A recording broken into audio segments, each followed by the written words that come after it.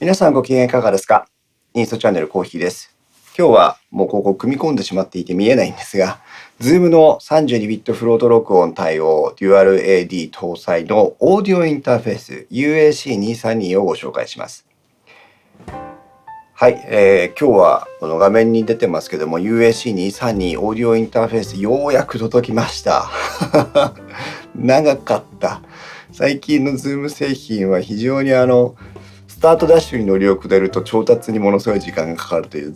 嬉しいような悲しいようなジレンマがありますけども、ようやく私のところにも UAC232 が到着しましたので、早速レビューをしていきたいと思います。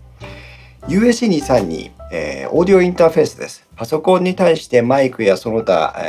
プレイヤーとかレコーダー、そういったものからの音声をパソコンに入力してあげたりとか、パソコンから出てくる音をスピーカーに受け渡してあげる、ヘッドホンに受け渡してあげる、そういった音の関係やり取りをするのがオーディオインターフェースです。これまで私は UAC2 という、同じく Zoom が出していますこの一つ先輩機にあたるんですが UAC2 を利用してました。だいぶ長かったんじゃないかな。オーディオインターフェースとしてはそうだね、だいぶ長かったですね。いわゆる入力を持たないヘッドホンアンプみたいなやつを最初使ってましたから、マイク入力を持つようなオーディオインターフェースからになってからはほとんど UAC2 だけだったような気がします。で、今回その UAC2 から UAC232 に変えたっていう、ポイントですけども、もう Zoom といえばおなじみですね。32ビットフロート録音です。もう Zoom といえば32ビットっていう感じの構図が出来上がりつつありますけども、私の中だけかもしれませんが、その UAC232 32ビットフロート録音 DualAD 搭載のオーディオインターフェースということで今回買い替える形になりました。で、いくつかポイントをお話ししていきたいんですが、これ私今まで機材紹介をするときに一番最初にお金の話をしたことって実はないんですよ。性能が良くて納得できるから商品を買うというのが一番理想的な形なので、安いからっていう紹介は、少なくともインストチャンネルをご覧いただいている皆さんにはいらない話だろうなというところで思ってしてなかったんですが、今回のこの UAC232 に関してだけこれだけ言えば、お金の話をしないわけにはいかないというところがあります。なぜかと言いますと、公式ページに今 Zoom は公式サイトでも販売をしてるんですけども、その他の販売店での購入もできるわけなんですが、24,000円です。いわゆる、希望小売価格じゃないんですけど、市場想定価格っていうのかなが24,000円ですよっていう価格なんですよ。オーディオインターフェースとしては、高くはないというぐらいの話なんだと思うんですけど、この性能32ビットフロート録音デュアル AD で24,000円で買えるオーディオインターフェースだとすれば相当コスパは高いというふうに感じています。なのでそれを前提にまず考えて聞いていただければ見ていただければいいなというふうに思います。外さないと皆さんに見せられ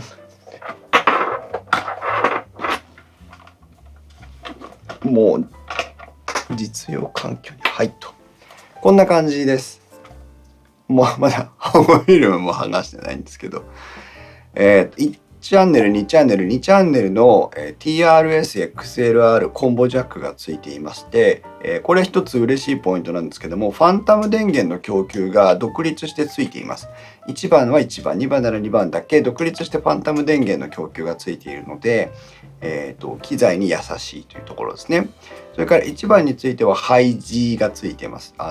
ギターとかをつなぐ際のセッティングがついていますので、1番にギターをつないで2番にマイクを使って弾き語りなんていうことができるよという形です。ここがまず一つ。それからヘッドホンのボリューム調整がついています。ここにヘッドホンのジャック TRS ジャックがついていますけども、こちらで、音声を確認する際のヘッドホンジャックです。そしてダイレクトモニターの機能、1番2番から入った音をそのまんまヘッドホンに返してくれる機能でして、自分で聞きながら話をしたい、自分で聞きながら、演奏したいという時にはこのダイレクトモニターを使います。そしてアウトプット、これはスピーカーに対してですね、出すアウトプットのダイヤル調整があります。前面部分、金属製のパーツは一つもありません。全部プラスチックです。そういう意味では非常に、チープです。そういう意味ではとてもチープです。本体上面、非常にいいですね。このズームのロゴと、私今回すごくこれが燃えたんですけど、この青いいですね。ズームのイメージカラーなのかなと思いますけども、この青とこのズームのロゴとのあとこのなんていうの、グラファイトグレーみたいなツートーンカラーがとてもいい感じです。USC2232 というふうに書かれています。底面は、ステッカーが貼ってあります。それだけです。全部プラスチックです。この側面もプラスチックですね。で、背面には、電源供給用の USB-C ポートとデータ通信用の USB-C ポートがそれぞれついています。パソコンで使う場合は電源供給用の、USB-C ポートは不要です。データ通信用のポートからの給電で駆動します。こちらは iPad とかそういったものを使う場合、USB-C からの給電が不十分な場合に使うための電源ポートになっています。MIDI インターフェースインアウトが一つずつあります。フォン端子の、アウトプット出力がありまして、今私これをスピーカーにつないでいます。で、金属の部分がありまして、ここの、バーの部分ですね。バーの部分だけが金属になっています。特徴的な、この形状ですけども、なんとなくフィールドレコーダーの F1 を思い起こさせるようなこのパイプですね。F3 もそんな形状だったかな。はい、最近この Zoom の中でおそらく流行ってるんでしょうと思いますけども、これは、そのまま設置した時の足として、この活躍をしてくれますし、あとはケーブルをここに留めておくことができるというケーブルホルダー的な意味でのバーになっていますので、衣装と実用のどちらも兼ねての装備になっています。で、別にそんなものどっちでもいいんじゃねって話なんですけど、横置きするのがオーディオインターフェースの普通の当たり前の使い方ですが、縦置きもできますよということで、その時の足としても使えますというね。縦置きかっこいいですね。意外とね、こうやって見ると縦置き悪くないんですよね。はい、私はスペースの関係上、置き換えがあるので横置きのまま使っています。全部プラスチックです。本当に中は当然違うでしょうよ、もちろんね。プラスチックです。別に安っぽいって言ってるつもりはなくて、価格を抑える理由っていうのがここにまず一つあるよっていうことをお伝えしたくて、わざと強調をしています。質感はとてもいいです。この表面もちょっと脂肪加工じゃないですけど、ザラッとした、加工の樹脂になってますし、先ほど言ったこの青も塗装も非常に綺麗なので、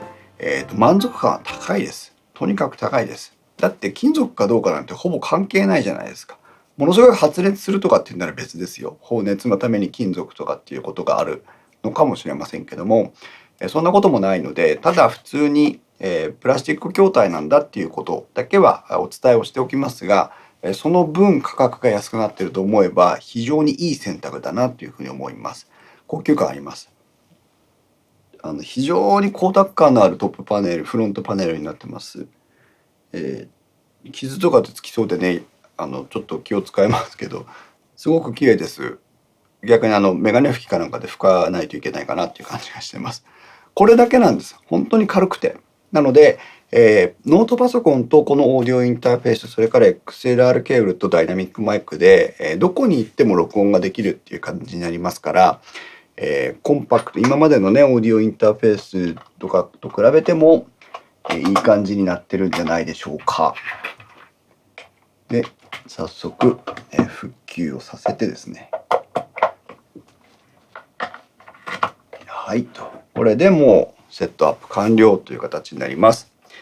フロント部分からは2つの、LED ランプの点灯が確認できます。一つは、メインのいわゆるパワーランプといったところですね。青く光っています。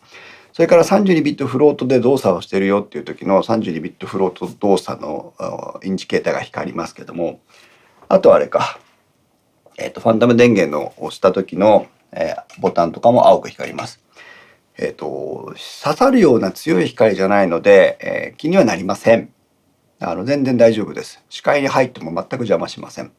が、気になる人はパーマセルテープみたいなね、黒いやつをピッとこう貼っておけばそれで目立たないかなっていうふうにも思います。はい、これが大体外観との部分です。続いて、もう一つ大きな変化があったのがこちら。はい、UAC232 ミックスコントロールというのがあります。今までは MixEFX というコントロールパネルを使っていました。UAC2 の時は。それが新しく USC232 ミックスコントロールというふうになりました。これも結構私注目のポイントで、とても嬉しいポイントです。なぜかというと、特に24ビット環境の使い方、つまり、普通にパソコンにオーディオインターフェースとしてマイクをつないで、ディスコードとか Zoom とかに、チャットで参加したりする場合には、ここでパソコンにある入力音声がどれくらいなのかっていうことを確認したいわけですよね。で、今までも調整をしてました。正面にゲイン調整ダイヤルがあって、それでゲインを調整してパソコンに渡す音声の音量を決めてたわけですね。ただし、今回はこちらで調整できるようになっています。一番左側にあるこの丸い白い玉は名目上のゲイン調整です。これを大きくすると波形が大きくなり、小さくすると波形が小さくなります。名目上のというふうにわざと言ってるのはなぜかというと、これは、あくまでも、そのゲイン調整という概念が32ビットフロート録音には基本的にないので、あたかもゲイン調整のように動かせる何かということですね。リファレンスレベルの調整というふうに言ったりするようなんですけども、それでの調整になります。これがまず一つ。ミュージックというモードでは1チャンネルはまっすぐ USB in 1に入っていくよという形。チャンネルにはまっすぐ USB in 2に入っていくよという形で、これでパソコンに音声が受け渡されますということですね。はい。そして、このダイレクトモニターで調整された音声は下に降りていってダイレクトモニターに出ますよというふうな流れになっています。こういう見方になりますね。で、ミュージックの方は基本的にこの1チャンネルと2チャンネルの音声を分けて、取り扱いますよというのがこのミュージックです。で、ストリーミングというのは何かと言いますと、こちら今表示が変わりました。1チャンネルも2チャンネルも、このストリーミングミックスを経由して、ダイレクトモニターと USB in 1、2どちらに対しても同じ音声を送りますよという形になります。1チャンネルの方を大きく聞かせてくださいと。2チャンネルの方は小さく聞かせてくださいと。そういった調整ができるよということです。1チャンネルの方は右に、2チャンネルの方は左にというような音声調整ができるよというのがこのダイレクトモニターミックスの部分です。という形ですね。これが違いになります。デスクトップ上で録音をする際はミュージックを使った方が適正でしょうという。そして、ディスコードなどに配信する際はストリーミングを使った方が適正でしょうというような考え方をしておいてもらうといいと思います。はい。で、このループバックというのがありまして、ループバックというのはパソコンで再生された音声をもう一回パソコンに戻してやるということになりまして、音楽プレイヤーで再生した音を配信に載せたいなんていう時にはこのループバックを使いますと。こういうふうになってます。で、このミックスコントロールのやっぱり最大の魅力はここで、その波形をリアルタイムに見ながら音量調整ができるということが、以前のMixEFX にはなかったので、これが大変嬉しいです。大変重宝してます。じゃあ実際の音声はということになるんですけども、特性がわかるような音声サンプルを、取ってみたいなと思っていまして、すでに取り終わっております。そちらをご覧いただきたいと思います。ダイナミックマイク、Zoom の ZDM1 を、今ここに接続しています。比較的ゲインを必要とするマイクなので、プリアンプ性能というか、音をきちんと持ち上げた時にノイズとかが乗ってこないかなという意味で、選んでいます。私が認識するところの腹ペコマイクというやつでゲインを必要とする系のダイナミックマイクです。で、こちら UAC232 もうすでに、実用環境に組み込んでしまっているんですけども、ここに置いてあります。UAC232 の、2番目のチャンネルに挿しまして、そのままです。で、Zoom のパソコンの方には、普通に USB-C ケーブルで1本で接続をしています。これまで必要だった AC アダプターの電源供給とかは必要としてないので USB-C だけで接続をしています。で、今、こちらですね。ミックスコントロールという新しい画面管理画面が出るようになりまして、コントロールパネルが出るようになりまして、それを使っています。で、2番の方に今、画面で見ていただいているように、波形音声入力があるよというところ。で、腹ペコマイクなので、この入力の波形表示のところですね、を目いっぱい持っていかないときちんと波形が見えてこないという感じではあります。で、ミュージックモードで使ってますので、このチャンネル、2番のチャンネルは2番のチャンネルだけでパソコンに入力が渡されているという感じになります。で、それをキューベースのインプットとして入れてまして、そこから今、実際にこの録音をしてみようというところです。で、どうやって検証していけばいいかということをいろいろ考えたんですけど、2つテストをしてみたいと思ってまして、1つは、ゲイン調整、いわゆるゲイン調整が低い段階から高い段階までを録音してみて、32ビットフロート録音でどこまで再現をするのかっていうところを見ていただいて、それの参考にしていただければいいなというふうな思うのが一つと、もう一つは、32ビットフロート録音で、ピークオーバーをわざとさせて、ピークオーバーした音源がきちんと波形が回復するかどうかの確認、この2つをやっていきたいと思います。では、まずゲインをベタッとゼロに絞りまして、全く波形が触れてない状態です。で、こちらで、キューベースの方で録音をかけていきます。実際に、キューベース上のレベルメーターも今ほとんど触れていないという状態です。じゃあ、キューベースの録音を始めます。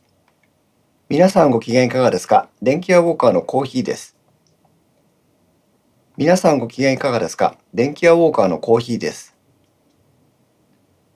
皆さんご機嫌いかがですか？電気屋ウォーカーのコーヒーです。皆さんご機嫌いかがですか？電気屋ウォーカーのコーヒーです。皆さんご機嫌いかがですか？電気屋ウォーカーのコーヒーです。はい、ということで、今、録音をしてみました。0から0、15、30、45、60ということで、最大60まで設定できるので、0から60までを取ってみました。で、これを分割していきます。波形が小さい方はね、どこに区切りがあるのかよくわかりませんが、この辺かな。はい、これで、分割完了です。じゃあ、それぞれをノーマライズしていきます。で、32ビットフロート録音の素材を取り扱う時の注意点の一つなんですが、なるほどってフェーダー調整すればいいのねって言って、ここをダイレクトに触ってしまいがちなんですけども、フェーダー調整っていうのは素材のゲイン調整ではないので、波形が例えばピークオーバーしてしまったノリ波形のようなものをここで下げてあげたとしても、出力される音声が下がるだけで波形としての回復はしてないんではないかなというふうに思っています。逆に小さい波形のままをここでギュイッと持ち上げたとしても、それも同様です。32ビットフロート録音の素材の良さを活かせる編集にはならないんじゃないかなと思っています。ではどうしたらいいかというと、素材の方を直接ゲイン調整をしていきます。Cubase ではダイレクトオフラインプロセッシングという機能がありまして、素材に対しての処理を追加することができます。今回はあんまり追い込まずに、ノーマライズ、ちょっと波形が見づらくなってしまうので、ノーマライズのマイナス2、3ぐらいにしとこうかな。ノーマライズのマイナス3、ピークレベルがマイナス 3dB になるように、それぞれの素材にかけていきます。もうノーマライズのマイナス 3dB というだけで、あとは何も考えずに全部タンタンタンと当てていきます。大きい方にも当てます。はい。これで全ての素材がノーマライズマイナス 3.0dB に調整された状態になります。まずこの波形を見ていただきたいんですけども、私が喋ってるので、その喋ってる時の違いはあるかもしれませんが、波形としてはほとんど見分けがつかないようなサイズになっているんではないでしょうか。実際、よいしょ、こんな感じですね。実際に、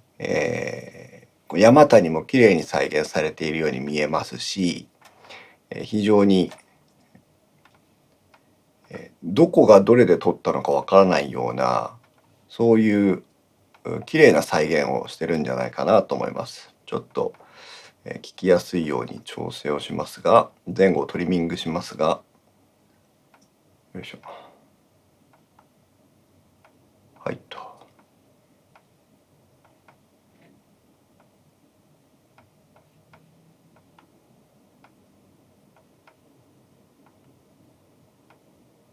はい、これで全ての素材が並びました。これで、リピート再生をしてみましょう。どうでしょう。皆さんご機嫌いかがですか？電気屋ウォーカーのコーヒーです。皆さんご機嫌いかがですか？電気屋ウォーカーのコーヒーです。皆さんご機嫌いかがですか？電気屋ウォーカーのコーヒーです。皆さんご機嫌いかがですか？電気屋ウォーカーのコーヒーです。皆さんご機嫌いかがですか？電気屋ウォーカーのコーヒーです。皆さんご機嫌いかがですか？電気屋ウォーカーのコーヒーです。皆さんご機嫌いかがですか？電気屋ウォーカーのコーヒーです。皆さんご機嫌いかがですか？電気屋ウォーカーのコーヒーです。皆さんご機嫌いかがですか？電気屋ウォーカーのコーヒーです。はい、こんな風に、録音をすることができました。32ビットフロート録音の、歌っているその分解能ですとか、それから、小さい音から大きい音まで、特にその Zoom の USC232 などはデュアル AD コンバーターを2つ搭載していることで、小さな方にフォーカスをしたゲイン調整によるオーディオからアナログからデジタルへのコンバート、そして大きい音にフォーカスをしている調整をしているデジタルアナログデジタルコンバーターからの変換結果というものが32ビットフロート録音の柔軟な記録域を存分に生かしてこう録音できてるんじゃないかなというふうに感じています。では2つ目の検証ですけども、ピークオーバーをわざとさせてみようというやつですね。で私も別にスタジオで生活してるわけじゃありませんから、非常に、近所迷惑を心配しなきゃいけないんですが、今の時間だとおそらく大丈夫でしょう。では実際にこれでもう波形がべったりと上についている感じが見受けられると思いますが、わざとピークオーバーした音声を取ってみたいと思います。皆さんご機嫌いかがですか？電気屋ウォーカーのコーヒーです。皆さんご機嫌いかがですか？電気屋ウォーカーのコーヒーです。皆さんご機嫌いかがですか？電気屋ウォーカーのコーヒーです。はい、3つ取ってみました。全く調整は変えておりませんので、ただ同じ素材が3つ並んだというだけですね。で、録音結果も先ほどのこの管理画面に表示されている波形と同様で、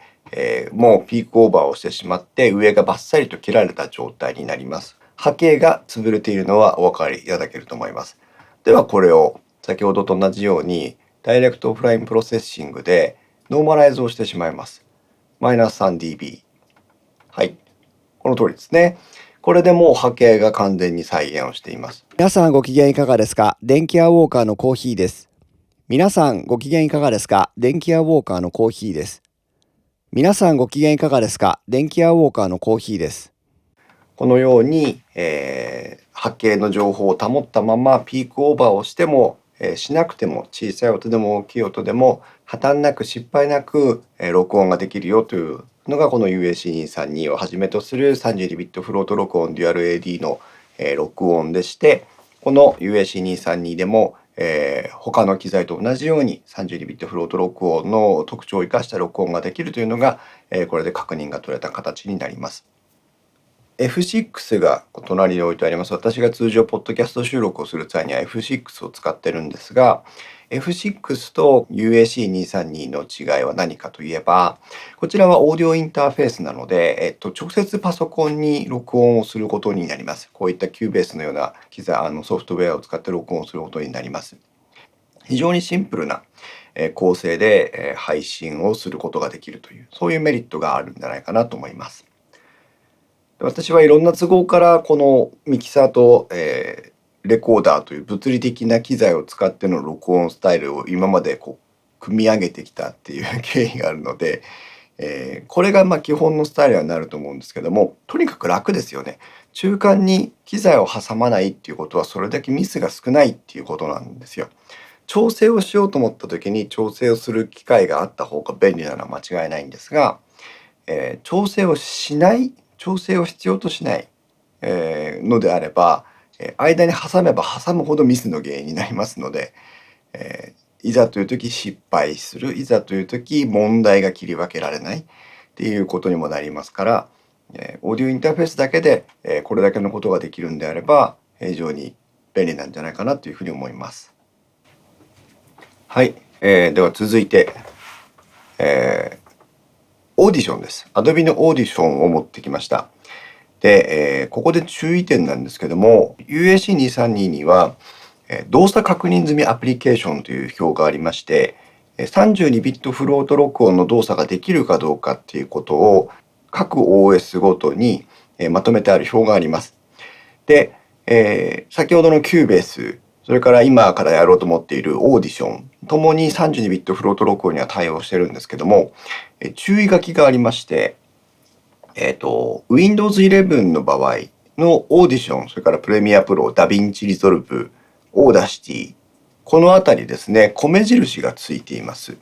米印は何かと言いますと、32ビットフロート録音での動作がするんですけども、0dB 以上を取り扱うことができないというふうに書かれています。どういうことっていう意味なんですが、実際にテストをしてみたいと思います。0dB 以上取り扱えないというのはどういうことかということです。先ほどのこの USC232 ミックスコントロールというの画面がありまして、ここで名目上のゲイン調整ができるようになっています。はい。これが Zoom の USC232 232ミックスコントロールでして、ここで名目上のゲイン調整ができるようになってまして、この調整でオーディションに入ってくる音声も波形が大きく変わっているのが分かります。で、ここで、ピークオーバーしてるの見えますよね。こちらでもピークオーバーしてるので当たり前なんですが、まずこの状態で録音をしてみます。皆さんご機嫌いかがですか？電気屋ウォーカーのコーヒーです。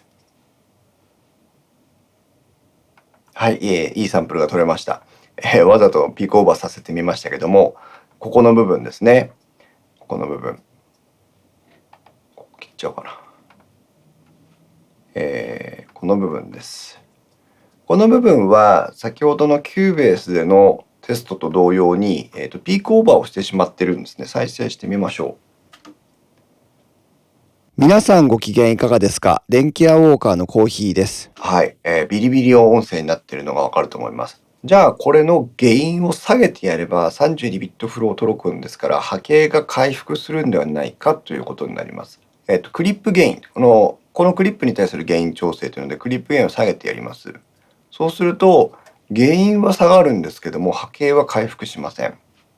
皆さんご機嫌いかがですか？電気屋ウォーカーのコーヒーです。はい、という形になります。これは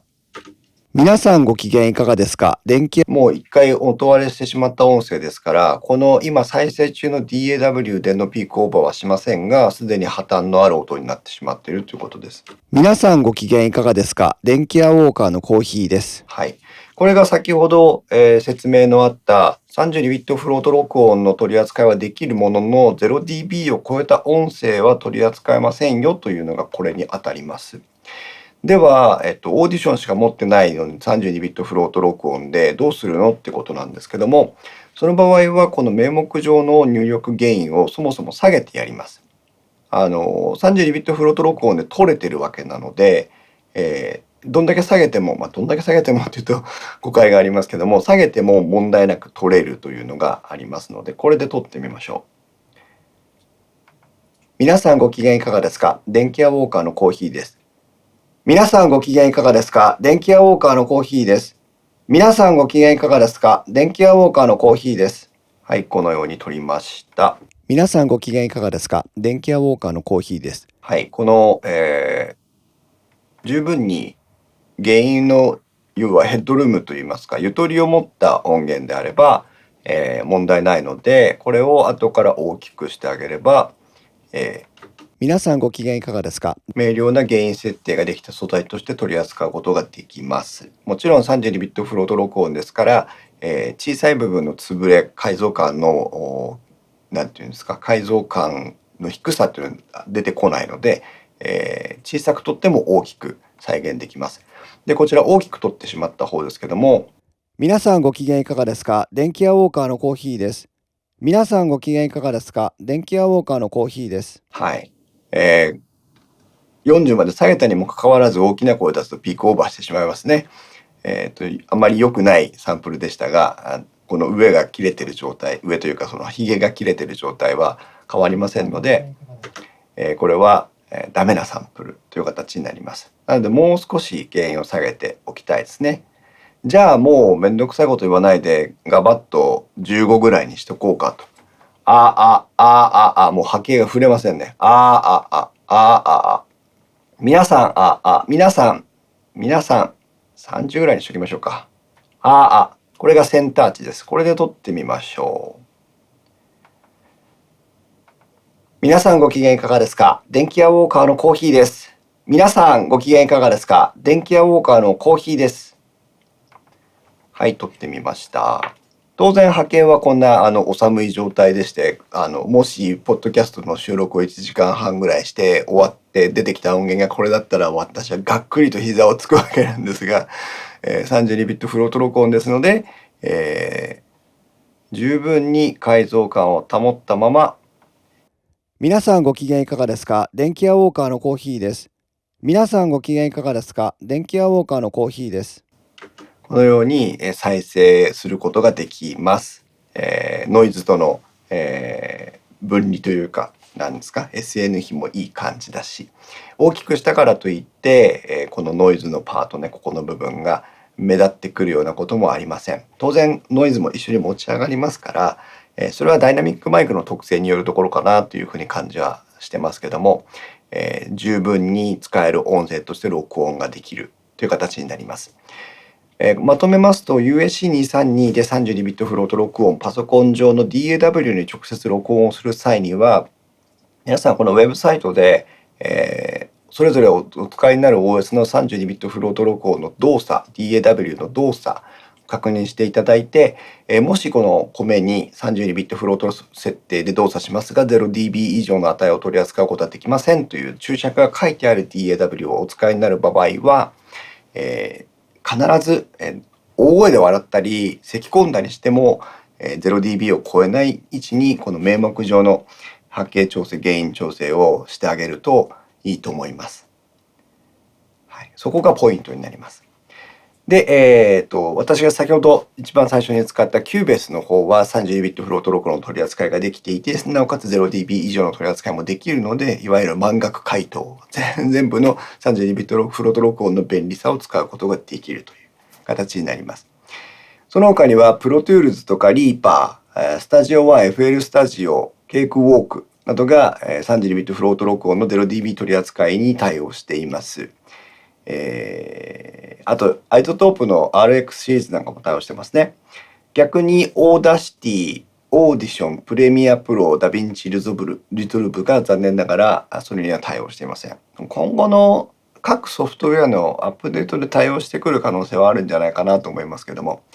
MacOS については、比較的対応の幅が広いようですが、iMovie とか Final Cut Pro、同じくダヴィンチリゾルブ、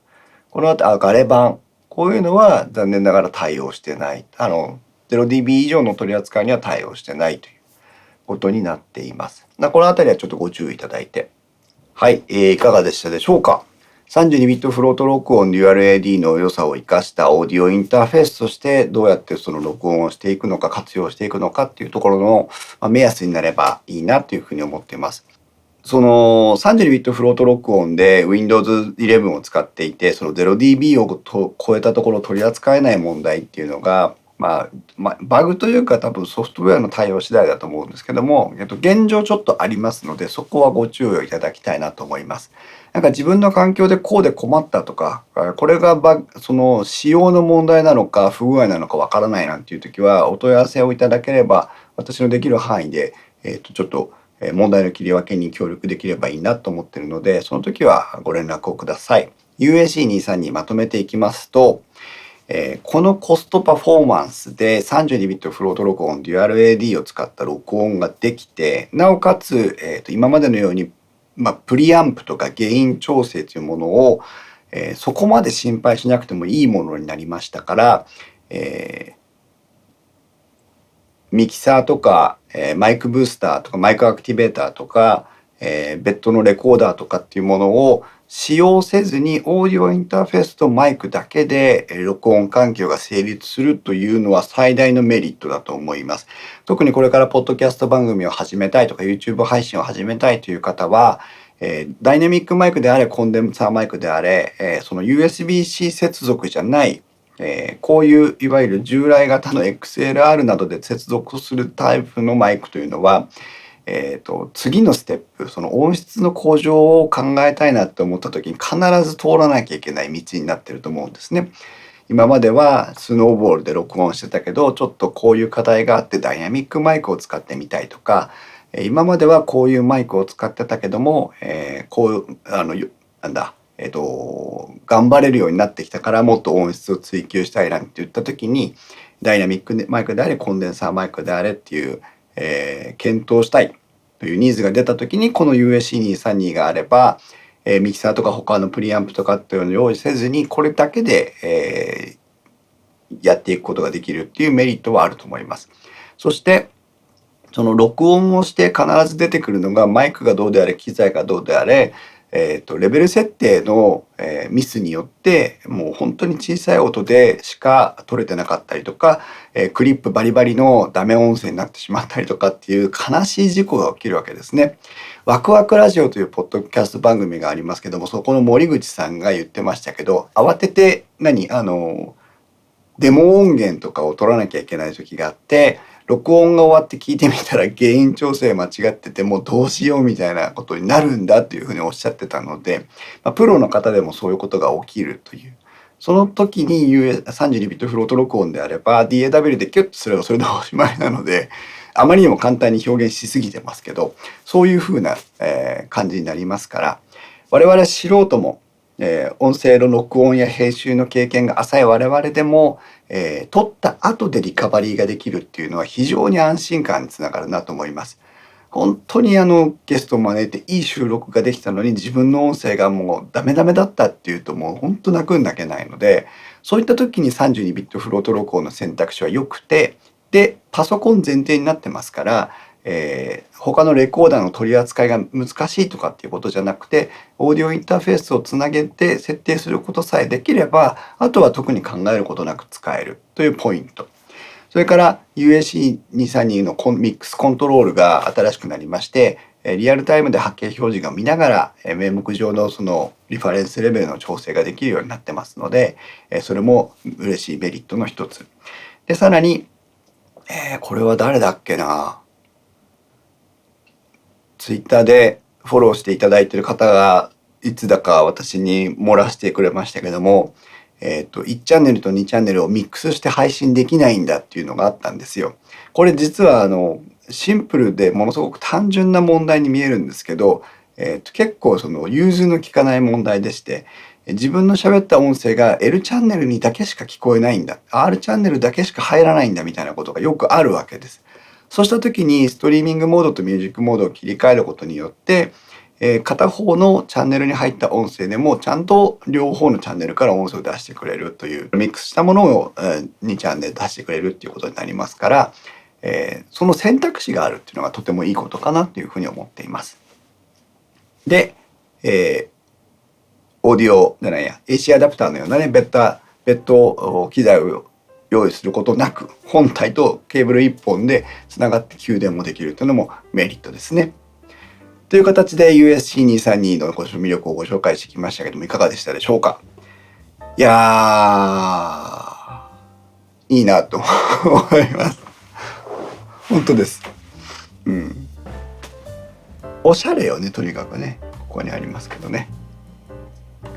USC232 に関する質問とかありましたらどうぞ遠慮なくお尋ねください。32ビットフロート録音の取り扱いまだまだやっぱり慣れてらっしゃらない、あと知見が多くないっていうこともありますから、簡単にブログで調べてね、ここ間違ってたんだってわからない場合もあるかもしれませんので、そういった時にもコメント欄とかで気軽に声をかけていただければ、